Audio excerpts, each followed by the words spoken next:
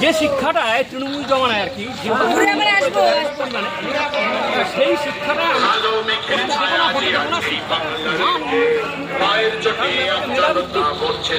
শিক্ষাটাকে উন্নীত হয়ে সেখানে কাজে লাগে।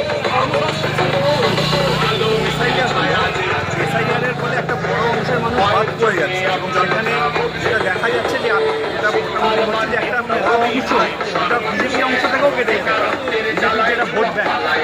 এখানে আপনি মানুষের কাছে কি বোঝাচ্ছেন বা কি এসআইআরের বিষয় নিয়ে আর কি মমতা ব্যানার্জি নিজের করার জন্য এসআইআর অনেক ভারতীয় রাজ্যে এসআইআর কাজ চলেছে সেখানে দাঁড়িয়ে আপনি শুধু পশ্চিমবাংলার মুখ্যমন্ত্রী মমতা ব্যানার্জি উনি একমাত্র সুপ্রিম কোর্টে গিয়ে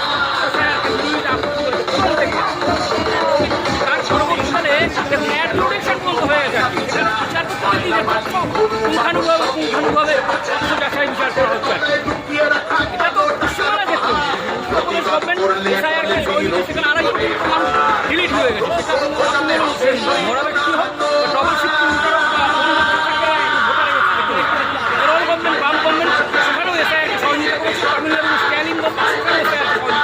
এই রাজ্য করেনি যার জন্য আজকে মানুষের দুর্বল। এটা কি মানুষকে বোঝাতে পারছেন? আমি বুঝাতে পারি মানুষকে বুঝেছে আমার বুঝেছে এবং 6 নম্বর ফর্ম ফিল আপ করেছে তারা তাদের মতো এই যে আপনার যেটা আপনার কোর্টের মাধ্যমে ডিসিশন হয়